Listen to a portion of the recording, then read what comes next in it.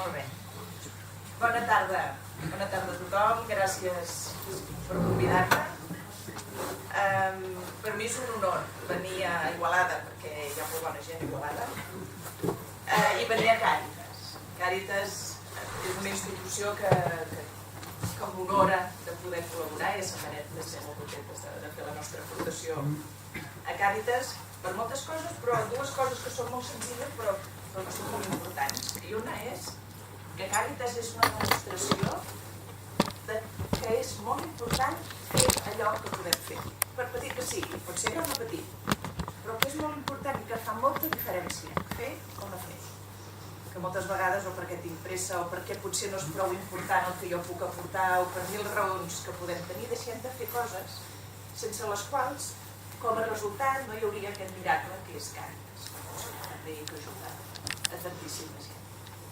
Aquest seria un primer element. I l'altre element que també valoro molt de Càritas és, a part de la dimensió assistencial, tan necessària, que Càritas tampoc ha oblidat mai la seva part de denúncia, de recordar a la societat per allà on sap, no només tapar les coses que no funcionen, sinó també de posar-les a la llum per recordar-nos a tots allà on estem fallant.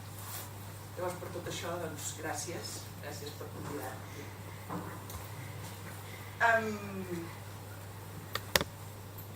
Com acompanyar, com acollir, jo us parlaré, tant de bo tingués la recepta i us pogués dir com es fa això.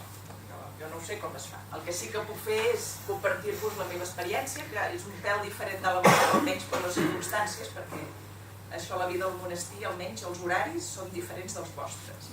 El ritme, jo crec que ara ja ens acostem una mica, el ritme que portem al monestir, el ritme que porteu vosaltres, però em sembla que guanyeu vosaltres encara.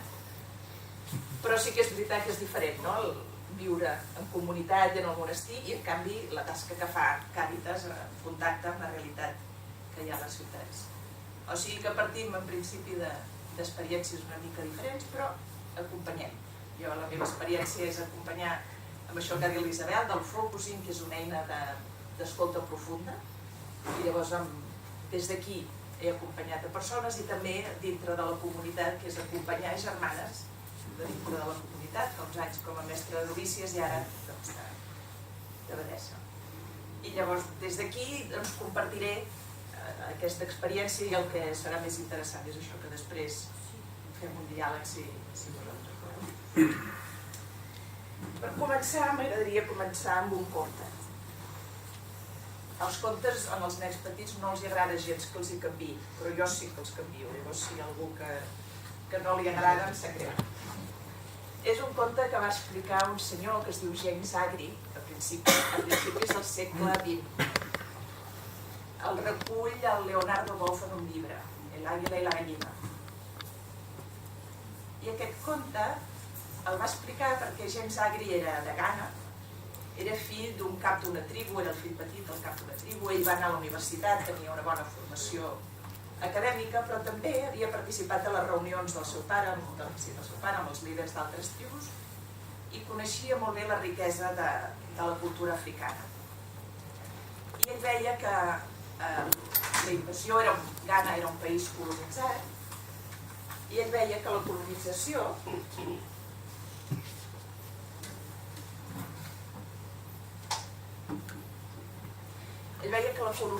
havia sigut tant de força física com també d'ideologia. Els colonitzadors havien arribat a fer creure als habitants de Ghana que la seva cultura era només pura tradició, que tota la seva riquesa era d'un grau inferior a la riquesa europea. I ell veia que això els seus germans s'ho creien. Hi havia, en una ocasió d'una trobada de líders de caps de tribus, el James Agri es va aixecar i va explicar aquest conte. I el conte explica que hi havia un granger de Ghana que va sortir perquè tenia ganes de tenir un ocell. I va dir, surto per aquí fora i agafaré un ocell per tenir-lo perquè tenia ganes de tenir un ocell. I va sortir i el que es va trobar era un aguiló, una àguila petitona. Va agafar l'aguiló i se'l va portar cap a dintre. I com que tenia un corral amb gallines, doncs va deixar l'aguiló amb les gallines. I I l'àguila es va criar amb les gallines. I van passar els anys, l'àguila, clar, es va fer, era una àguila gran, les ales potser feien 3 metres, i el cos també era considerable, però feia la vida igual que les gallines, amb el cap tot el dia a terra, anar picant el gra i anar fent tot normal. Fins que un dia el granger va rebre la visita d'una amiga seva que era biòloga. I llavors van estar per allà i mirant el corral la biòloga diu: tu aquí en el corral tens una àguila? Diu: no, diu sí que és una àguila. Diu: però ara ja no és una àguila, perquè ara és com una gallina, fa com les gallines, tot el que ha vist és les gallines i és una gallina. No, diu, les àguiles sempre tenen cor d'àguila, però aquesta ja no, perquè ja porta molts anys aquí i aquesta ja no. I la biòloga va dir: no. Les àguiles han nascut amb cor d'àguila. Aquesta ja veuràs, ja veuràs. I la biòloga va agafar se'n va anar cap al corral, va agafar l'àguila, se la va posar aquí al braç i li diu: àguila, tu tens cor d'àguila i estàs feta per volar i creuar els aires. Salta i vola. I l'àguila, que la tenia aquí, va mirar cap al costat, va mirar al cel, va veure les gallines per allà baix, va dubtar una mica, va fer un salt i se'n va anar amb les seves gallines, com sempre. I el pagès li va dir: ja t'ho he dit, és que ara ha crescut com a gallina, llavors és una gallina. No pot ser això. Les àguiles tenen cor d'àguila. Com vulguis. Diu: mira, anirem a la part més alta del corral i tornem a provar. I agafa la biòloga, s'emporten l'àguila, se la posen a la part més alta del corral i li diuen: àguila, tu has nascut amb cor d'àguila i estàs feta per volar i travessar els aires. Salta i vola. I l'àguila va mirar al seu costat perquè veia una perspectiva diferent des d'allà dalt, una mica distretament, després va baixar el cap, va veure les gallines allà baix, va dubtar una miqueta, va fer un bot i se'n va anar amb les gallines. El pagès li deia: ja t'ho he dit, és una gallina. I la biòloga va dir: dóna'm una altra oportunitat, demà al dematí tornem a provar. Demà al dematí es van llevar molt d'hora, que encara era fosc, i la biòloga li va dir: ens n'hem d'anar a un lloc ben alt. I el pagès la va acompanyar i se'n van anar a dalt d'uns cims que hi havia a fora del foc. Es van emportar l'àguila. Va agafar la biòloga, va agafar l'àguila una altra vegada, se la va tornar a posar al braç, devia tenir un bon braç la biòloga, perquè les àguiles pesen molt, i la va posar de cara al gran paisatge que hi havia, de gran vall, molt gran. I va posar l'àguila aquí. Àguila, tu ets una àguila i tens cor d'àguila i estàs feta per volar i travessar els aires. Salta i vola. I l'àguila es va posar a tremolar. Es va posar a tremolar, però no bellugava. Llavors la biòloga la va agafar, la va posar de cara, mira, jo tinc el Crist aquí, la va posar de cara al sol que començava a néixer, que això és el que fan les àguiles mare amb els seus fills. Li posen els ulls de cara al sol perquè puguin començar a volar. I això és el que va fer ella, la va posar de cara al sol, i l'àguila, de cop i volta, va deixar de tremolar, va començar a respirar d'una altra manera diferent, va començar a bellugar les ales, va fer un bot i es va tirar avall. Al principi volava molt malament, però al final es va anar fonent amb l'horitzó que es pendia, que eren els núvols i la llum. Aquest és el conte. Tots els contes tenen moltes explicacions i es poden interpretar de moltes maneres. El que no és aquest conte és una crítica a les gallines. No és aquesta l'ensenyament d'aquest conte. Amb el conte hi seguirem. Ara, abans de seguir el conte, necessito fer un previ. I el previ és aquesta definició. I aquesta definició jo la trec d'això que és la filosofia i la psicologia humanista, que és el que jo conec una miqueta, això que us deia del focusing, i és perquè ens posem d'acord amb el que estem parlant quan parlem d'acompanyar, perquè nosaltres acompanyem persones. I llavors us voldria explicar el que jo entenc, o almenys el que jo entenc per persona. Llavors, la persona humana, i de fet tot és viu, és un procés relacional, autopropulsat, per una tendència latent al ple desenvolupament de les seves potencialitats. Aquesta és la frase, per això he portat l'ordinador només per aquesta frase, tot l'altre no cal, però Aquesta frase, com que és una mica així més complicada, pensem que és val que la posem. La persona humana és un procés relacional. Relacional perquè no existeix cap ésser viu, la persona humana tampoc, que no visqui sense relació. Els éssers vius sempre estem en relació. Les plantes sempre estan en relació amb l'oxigen, amb el sol, amb la terra. Els éssers humans des del principi són fruit d'una relació. En el ventre de la mare estem en contacte amb el líquid amniòtic, ens arriba el so de la veu de la mare a través per via òssia, estem en contacte amb les emocions de la mare. Si un ésser està completament aïllat, està mort. No existeix un ésser viu que no estigui en relació. O sigui que ser un ésser viu vol dir que som relació. Si som relació vol dir que som, diuen aquests d'aquesta psicologia, som com una mena de xarxa. Perquè jo estic aquí i estic tal com estic és perquè vosaltres esteu aquí, estic condicionada per l'entorn, per la temperatura, per la llum que hi ha aquí, però també per les meves monges de casa, perquè si elles estan bé jo estic més contenta que quan elles estan malament, i vosaltres igual. Nosaltres, tot ésser viu, no ens podem entendre si no és com una xarxa de relacions amb les persones al voltant i també amb tots els fets que hem anat vivint al llarg de la vida. Llavors, ser persona és estar en relació. Està en relació amb les persones, però també està en relació amb la vida. I la vida, hi ha una part de la vida que nosaltres no la podem triar. Moltes coses les que ens succeeixen no les podem triar. Però som relació. Per tant, el que sí que podem triar és com responem a les circumstàncies aquestes que no podem triar. Un primer punt d'aquí, som relacionals. Per tant, el tema de la relació és molt important. Ens necessitem els uns als altres. Creixem d'una manera o d'una altra en funció de les relacions que tenim o no tenim. Depèn de les qualitats de les relacions en les que vivim. Estem d'una manera o d'una altra. A la planta, si la reguem, si la cuidem, si la podem, creix d'una manera i si no ho fem, creix d'una altra. Som éssers relacionals, essencialment relacionals.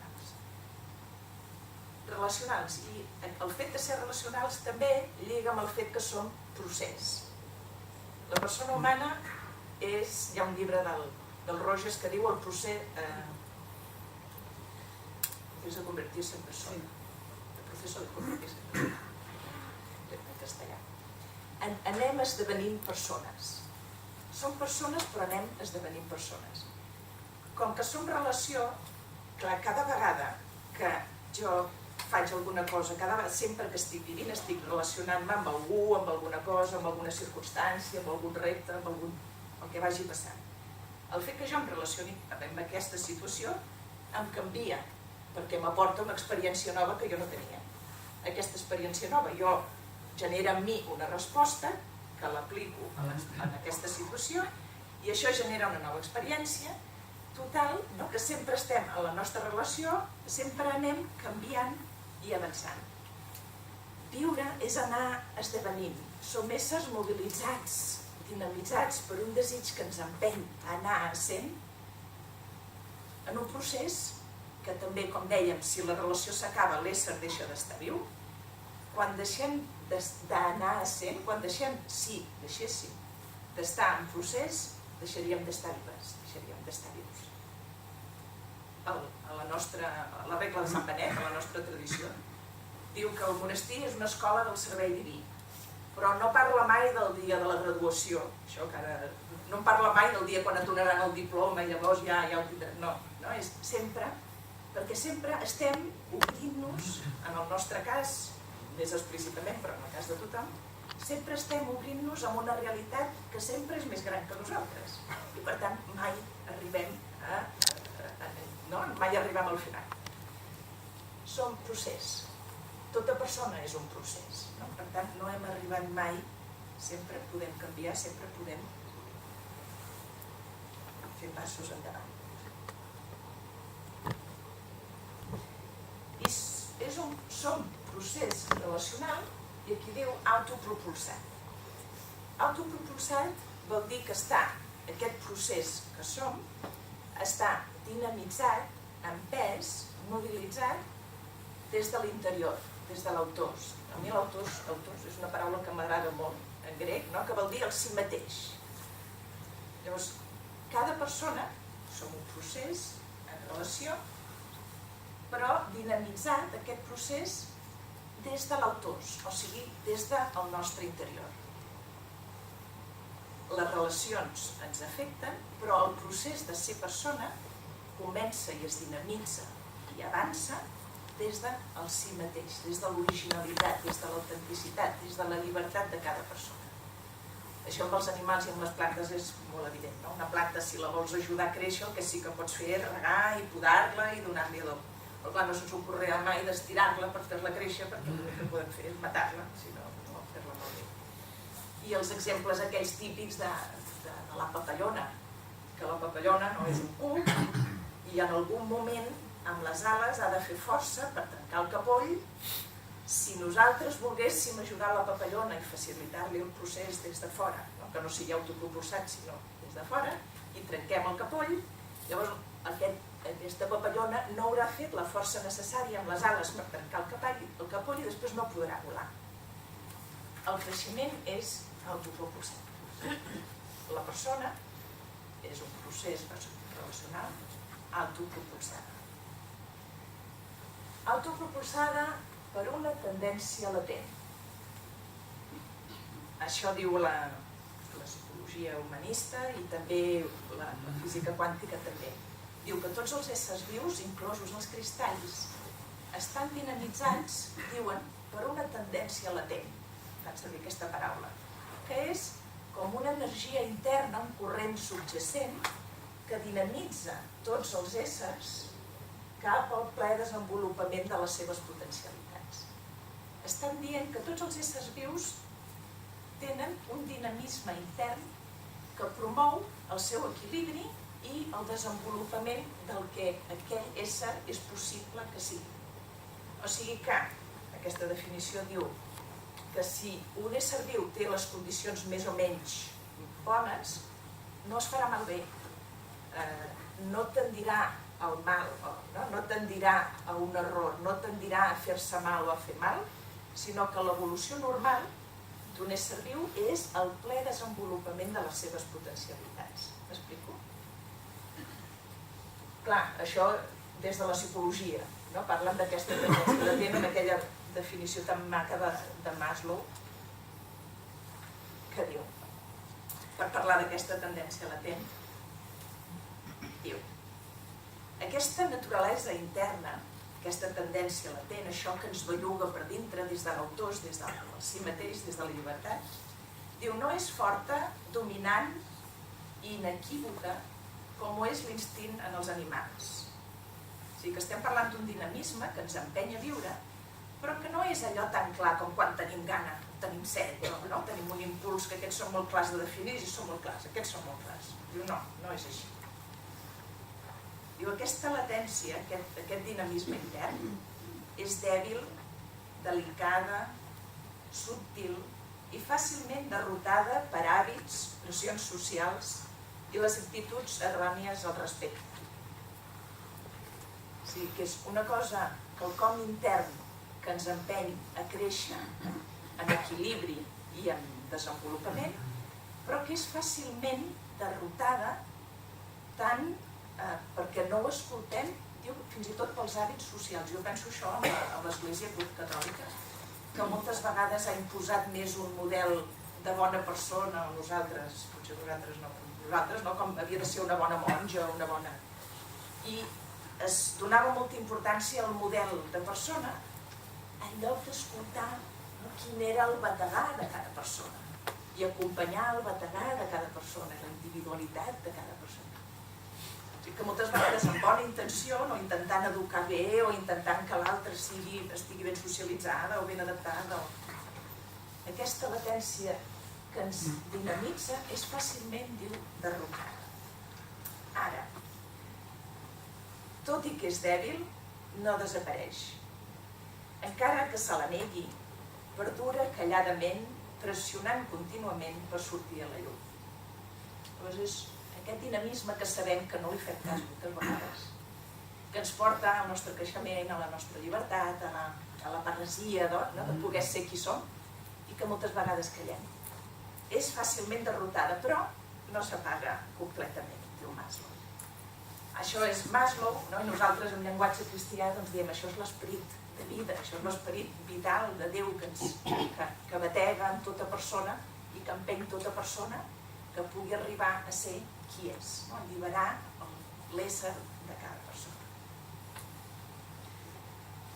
Aquest seria el previ del que estem parlant. Estem parlant que estem acompanyant persones i que les persones són aquests processos relacionals dinamitzats per un procés intern que es dinamitza des de dintre i des de la pròpia llibertat, que això és sagrat, i que si respectem això, aquest procés intern el du al ple desenvolupament de les seves potencialitats. Llavors, conseqüències de tot això. En aquest conte hi havia una àguila, hi havia gallines, també hi havia la biòloga, hi havia el pagès. Aquest conte no era una crítica a les gallines, però tampoc era un intent de dir que tots hem de ser àguiles. Hi ha àguiles i gallines. Aquest conte el que diu és els qui tingueu cor d'àguila, teniu la responsabilitat de descobrir el vostre cor d'àguila, alliberar l'àguila que teniu en vosaltres i ser àguiles. Ara les gallines teniu la responsabilitat d'alliberar el vostre cor de gallina i ser gallines. A l'hora d'acompanyar tenim, potser hi ha la tendència de voler acompanyar cap a un objectiu concret, cap a un model proposat. I acompanyar necessita aquest previ de recordar que realment som diferents i que acompanyar és ajudar a que l'altre descobreixi el seu cor d'àguila. Si és cor de gallina, i si és cor d'àguila, cor d'àguila. Però no pretendre que l'àguila s'empetiteixi en un corral perquè així em convé més a mi, o tampoc pretendre que la gallina salti pel precipici perquè podreta la matarem. Això ho sabeu vosaltres, les famílies, jo amb la comunitat.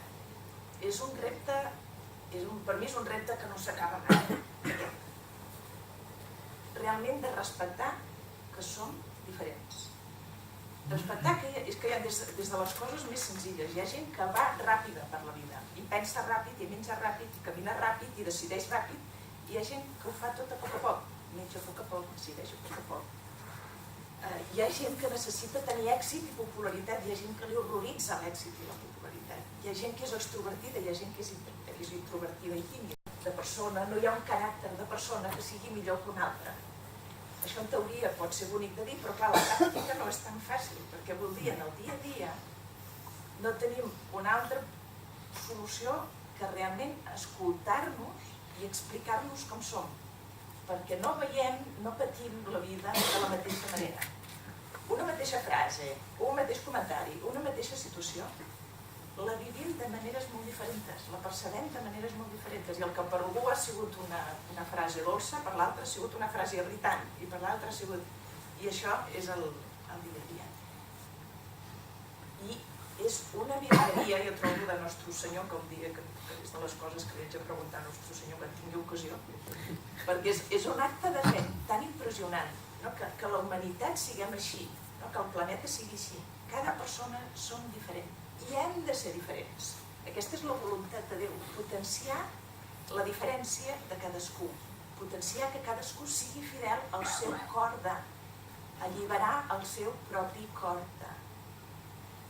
I això ens fa por, ens fa pànic, perquè si cadascú és com és, jo no puc controlar les respostes dels altres, i on acabarà el camí, de quina manera acabarà, i quins estudis farà, i com... És perdre el control. Però per Déu, com que som éssers relacionals, si alliberem els cors de les persones, els cors de les persones són relacionals. Si són relacionals vol dir que estem units. Alliberar les persones és promoure la diferència, i promovent la diferència el que també estem fent al mateix temps és descobrir la unitat que ens inclou a tots. Perquè quan alliberem les persones alliberem aquests cors que són relacionals. I relacionals vol dir que estem tots dins, que tots participem d'aquesta xarxa, una única xarxa on hi som tots. Però perquè hi hagi aquesta unitat, aquesta paraula que sona tantes vegades, aquesta unitat que es demana, perquè realment hi hagi unitat cal alliberar les diferències, cal donar espai a les identitats i als processos diferents.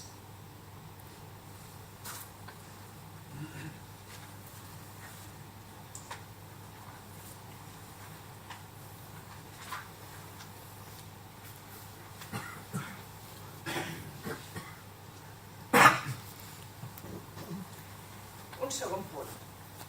Ara estic buscant perquè no som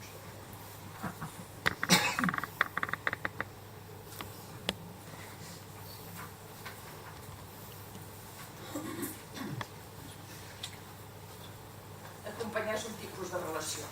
No és cap novetat, però és un tipus de relació. No totes les relacions són acompanyament. Hi ha relacions, estem parlant que els éssers vius són relacionals, però hi ha relacions, ho sabem, que fan mal, que destrueixen, que no totes les relacions són d'acompanyament i d'alliberament. Faig servir aquesta fórmula, que també ve del món del focusing, de l'Ann Weiser, i diu que la relació, per explicar-ho, ella fa servir aquesta fórmula, és contacte per distància. Diu, hi ha relació d'acompanyament en el nostre cas, quan hi ha contacte i distància. Que hi hagi contacte, què vol dir? Que hi ha contacte vol dir que l'altre a mi m'afecta, em toca. Que hi hagi contacte vol dir que a mi l'altre m'importa. Que hi hagi contacte vol dir que jo em trobo amb l'altra persona. En aquests casos hi ha contacte. El que li passa a l'altra persona, el que està vivint, a mi m'afecta, i això vol dir que hi ha contacte. Que hi ha distància vol dir distància o diferència. Ella diu distància, per això dic distància. Però seria distància o diferència. Distància és la capacitat de respectar que l'altre és altre i que ha de fer el seu camí i que jo haig de fer el meu camí. Què vol dir que l'altre ha de fer el seu camí i jo haig de fer el meu camí? Quan seria una relació que no hi hauria distància? Les típiques relacions que no hi ha distància són les relacions d'utilitarisme. En aquest cas seria el pagès. No hi ha distància perquè el pagès no veu la gallina, no veu l'àguila, veu l'ocell que ell vol tenir al seu corral, però no està veient realment l'àguila, no posa distància amb l'àguila. Llavors agafa l'àguila i la fa servir. En relacions afectives, en relacions íntimes o en enamoraments, això és el típic estadi de l'enamorament. Quan jo m'enamoro d'una persona, perquè té allò que jo necessito. Té aquella alçada, o té aquella veu, o té aquella forma, o té alguna cosa que és el que jo necessito. En aquest moment de la relació no hi ha distància. El que hi ha és que jo projecto a una altra persona el que jo necessito. El problema és el dia que li canviï la veu, o que canviï l'estatura, o li canviï alguna cosa, que llavors ja no hi havia relació, perquè no hi havia distància. Quan hi ha distància, aquesta persona que jo estimo, de la que m'he enamorat, pot tenir aquests trets que a mi m'atrauen, però a més és una persona amb un projecte propi, amb un cor propi. I jo sóc una persona amb un cor propi que fa el meu camí. Per poder acompanyar no és mai recolzar-me en l'altre. Acompanyar no és esperar que l'altre em doni l'efecte que a mi em falta. Quan acompanyem no podem fer servir l'altre pel que a mi em falta, per les necessitats que jo no tinc compensades o que jo no tinc satisfetes. Per poder acompanyar, perquè realment hi hagi relació, hi ha d'haver aquesta distància. que és aquesta capacitat que amb l'empatia també és tan necessària. L'empatia és aquesta capacitat de posar-me a les sabates de l'altre, posar-me en la pell de l'altre, diem en català. Els americans diuen en les sabates de l'altre, això és una mica menys fort. Nosaltres diem posar-nos en la pell de l'altre. Empatia, realment, només és empatia quan jo em poso les sabates de l'altre, quan m'imagino el que això suposa per l'altre, i alhora sé que jo no soc l'altre. Jo no pateixo el que està patint l'altre, ni em deixo endur per les emocions de l'altre. Si no hi ha aquesta distància, jo no soc empàtica, el que soc és una fusionada, una enganxada amb el món vital de l'altra persona, com un paràsit de l'altra persona. Perquè sigui realment empàtica, perquè jo pugui realment acompanyar, és necessari que hi hagi aquesta persona que camina amb els seus propis peus i jo que camino amb els meus propis peus.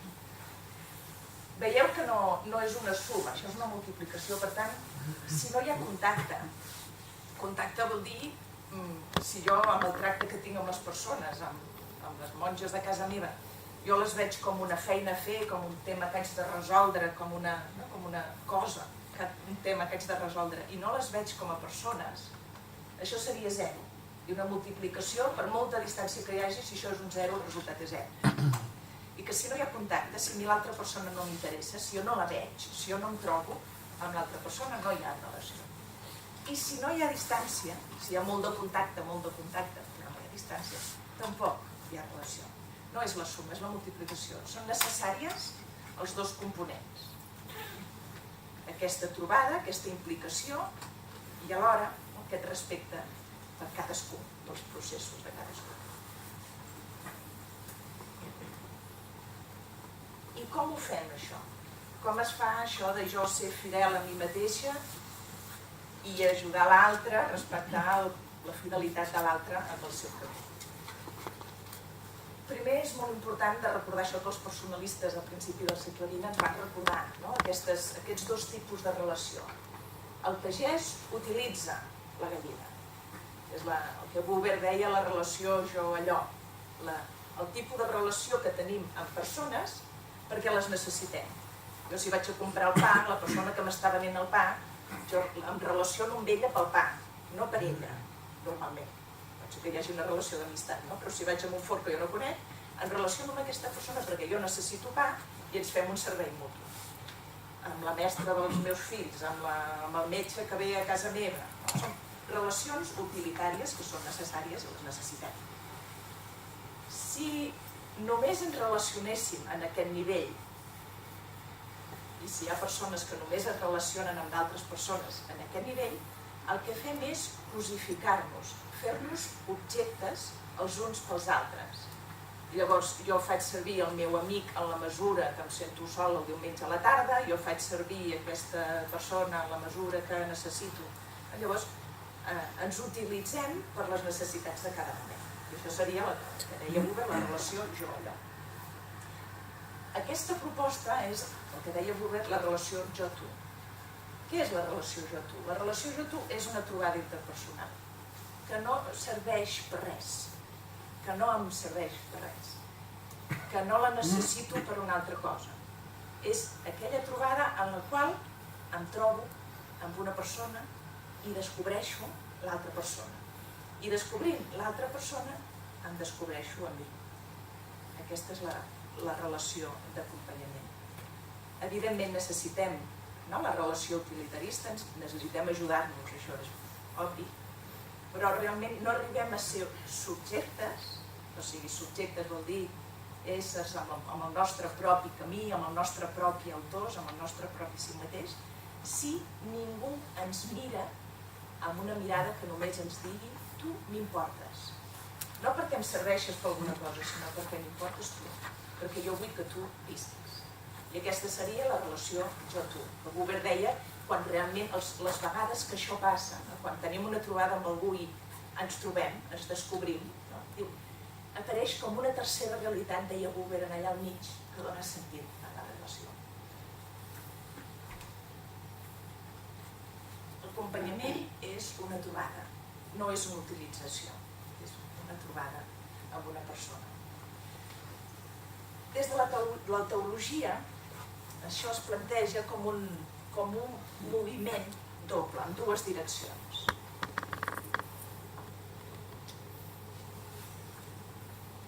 quan realment és una trobada interpersonal, quan és una trobada de dues persones, no tenim una altra cosa per donar o rebre que nosaltres mateixos. No és un intercanvi de béns, de serveis, sinó la trobada entre mi, entre jo i l'altra persona. Per això diem autorecepció, autodonació. L'autós com aquest si mateix. Què vull dir quan dic autorecepció? Vull dir recepció de l'autós. La persona, nosaltres, qui som, és més rebut que currat, és més rebut que guanyat. La cultura americana és has de guanyar, no? Has d'aconseguir ser el somni americà, has d'arribar a ser el ciutadà nord-americà, treballar i aconseguir els teus somnis. En realitat, qui som realment no és tant fruit dels nostres esforços i de les nostres conquestes com de la nostra capacitat de rebre. Qui som realment com autors, el si mateix. Llavors hi ha tots els dons i les habilitats que evidentment que s'han de practicar i si el pianista no es passa 6 hores al piano, allò no funciona. Però qui sóc jo, més jo realment, el cor d'àguila de l'àguila, l'àguila no el descobreix a base d'esforç, d'empeny, de recursos d'autoestima, està molt bé, de treballar-s'ho, sinó quan és capaç d'aturar-se i d'obrir-se per poder alliberar qui ella és. Són més rebuts que fabricats, que guanyats, que conquerits, qui som realment. Moltes vegades els nostres esforços el que es fan és separar-nos de qui som realment, perquè ens esforcem a ser allò que ens han dit que havíem de ser, d'aquella manera que ens han dit que voldríem ser perquè ens sembla que hem de ser d'aquella manera, perquè ens sembla que allò és millor que com soc normalment sempre ens falta alguna cosa, ens sobra alguna cosa, a cadascú de nosaltres. Llavors ens esforcem per ser alguna cosa diferent. El gran esforç hauria de ser d'obrir-nos per rebre'ns. Això el qui ho va saber fer és Jesús. Explica els evangelis expliquen el principi de la vida pública de Jesús i el del baptisme. Jesús es posa a la fila dels pecadors, que és fort que diguin, no? Això els evangelis, com volen presentar Jesús el fill del Messies, però el posen a la fila dels que es van a batejar. I expliquen els evangelis que quan Jesús entra a l'aigua, el cel s'obre i la imatge aquesta del colom que baixa i Jesús sent: tu ets el meu fill, el meu estimat, en tu m'he complagut. Jesús sent: tu ets el meu fill, el meu estimat. El meu estimat és... hi ha un possessiu aquí. Tu ets el fill que jo estimo, el meu fill, el meu estimat. És a tu a qui jo estimo. Ets molt important per mi, tu ets l'objecte del meu amor. És a tu a qui jo estimo. I diu encara: en tu m'he complagut. En tu m'he complagut és: tu ets la meva alegria. Estic boig d'alegria perquè tu existeixes. Estic feliç perquè tu ets. M'omple de bon rotllo el fet que tu hagis vingut en el món. Jesús ho va entendre això d'alguna manera i a diferència de nosaltres que posem 1000 filtres, ell va ser capaç de rebre-ho sense condicions i fins a l'infinit.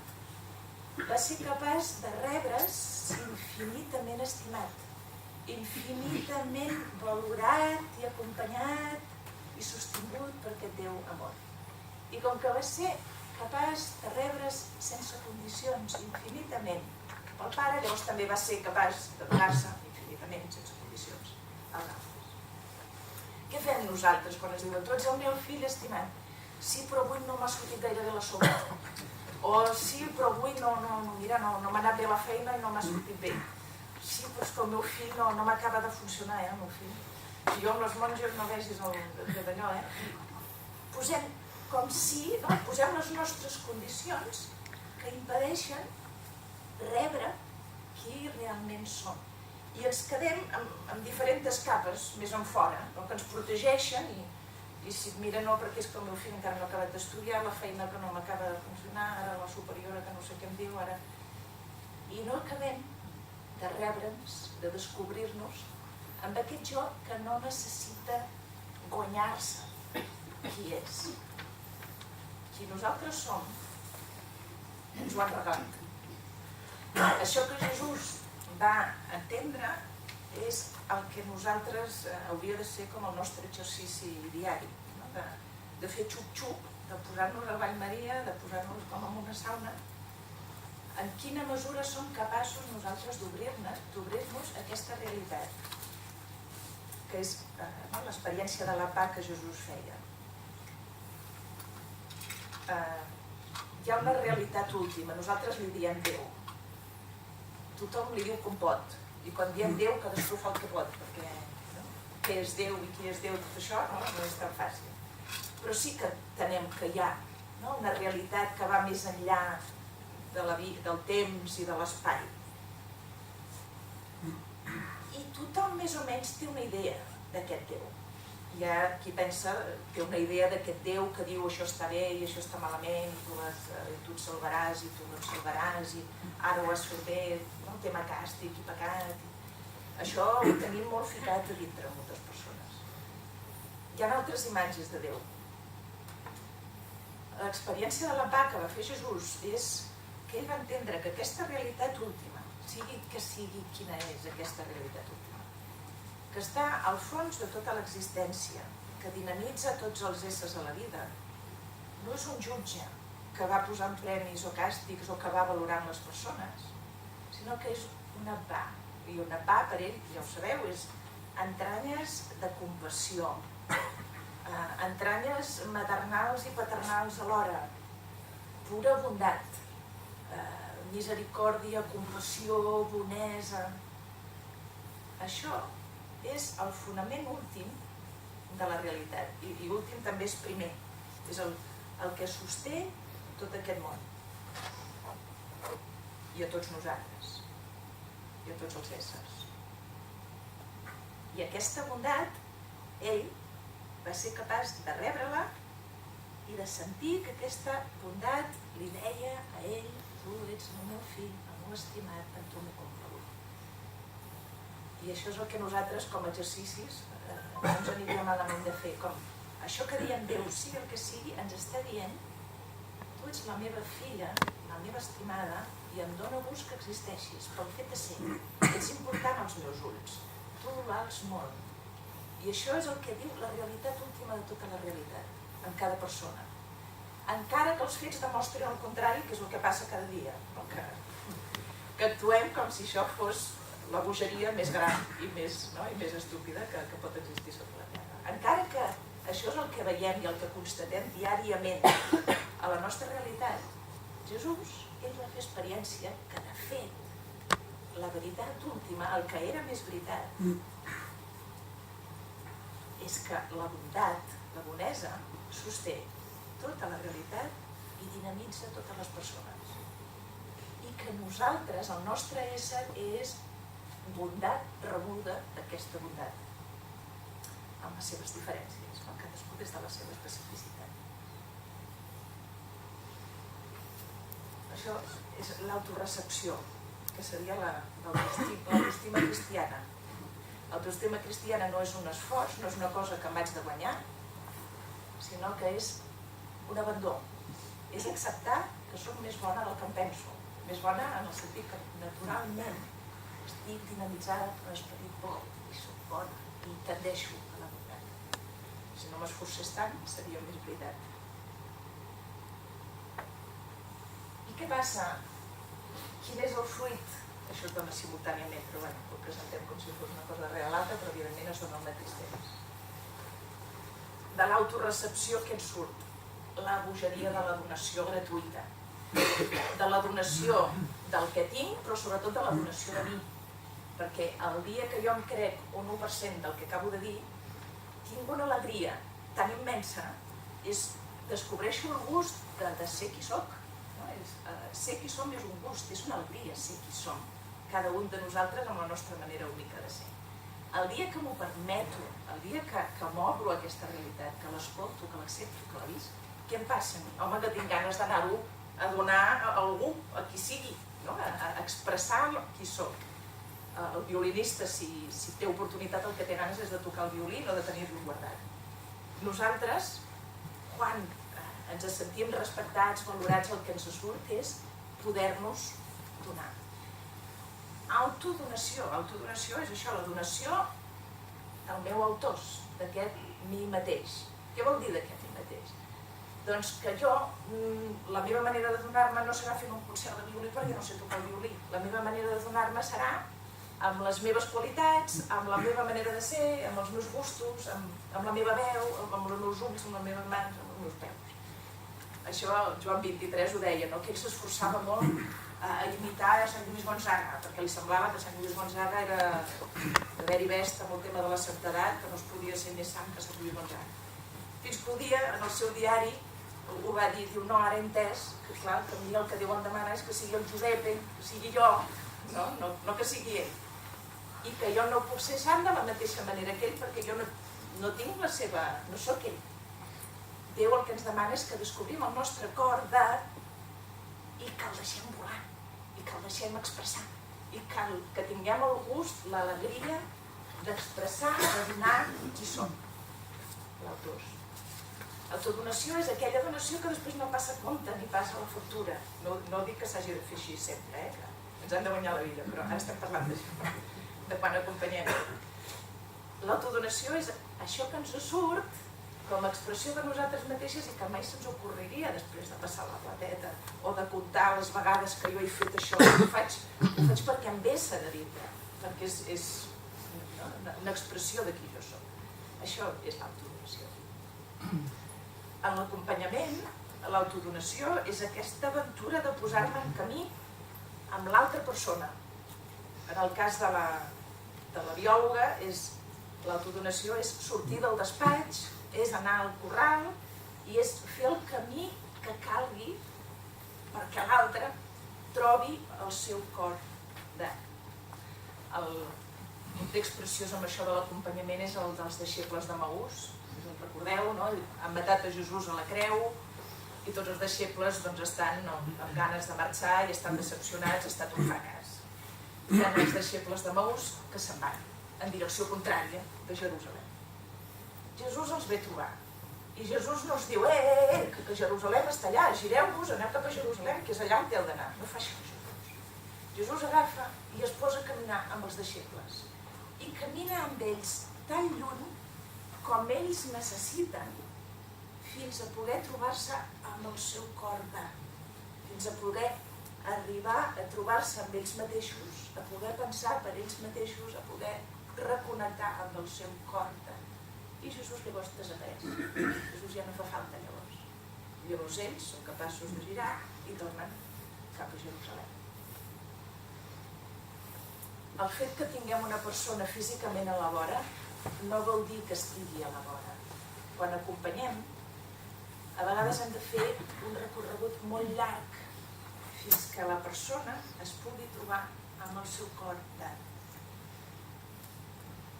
Hi ha un vídeo que passaven d'un gos que l'havien maltractat i que l'havien recollit amb una gossera i l'educadora l'intenta acariciar. I quan l'intenta acariciar, el gos xiscla i se'n va cap a l'altre costat de la gàbia perquè l'únic que sap és que el pagarà. És tota experiència que té és que l'han pagat. Aquesta educadora té el gosset molt a la vora, però ha de fer un camí molt llarg fins a arribar en aquell lloc on el gosset pot tornar a connectar amb la seva experiència de ser un gos socialitzat en relació sana. Primer, es trobarà amb totes les relacions clàssiques que s'han trobat. Acompanyar una persona és estar disposades a sortir de casa nostra, allà on estem, del que sabem, dels nostres ideals, del que se suposa que ha de ser, i recórrer l'aventura d'acompanyar l'altre fins a aquell lloc on ell es troba amb el seu cor.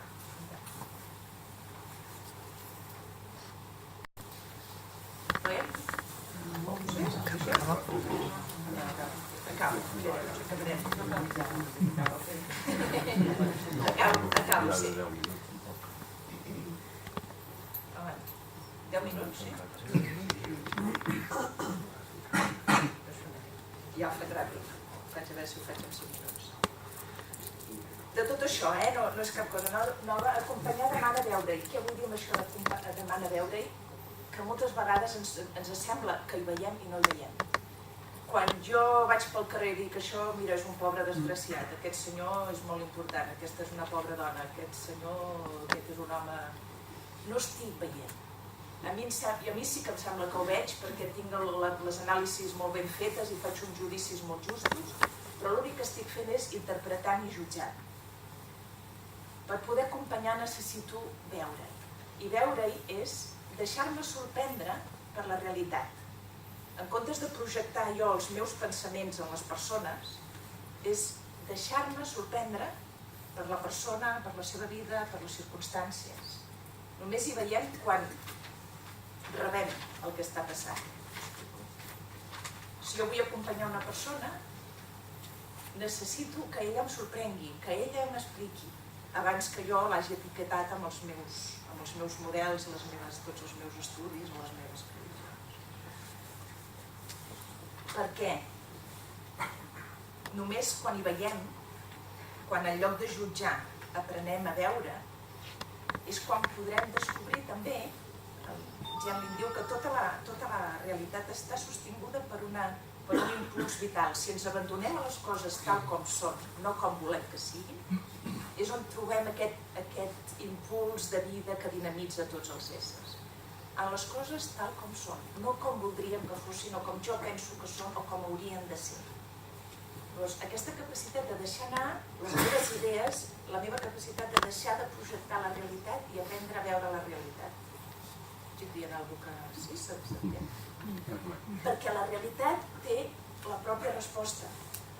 La realitat acompanyada, mirada, és la que dona la pròpia resposta. Les solucions justes, bones a les persones venen quan s'han escoltat del tot les persones, no quan les hem deixat a la meitat de la paraula.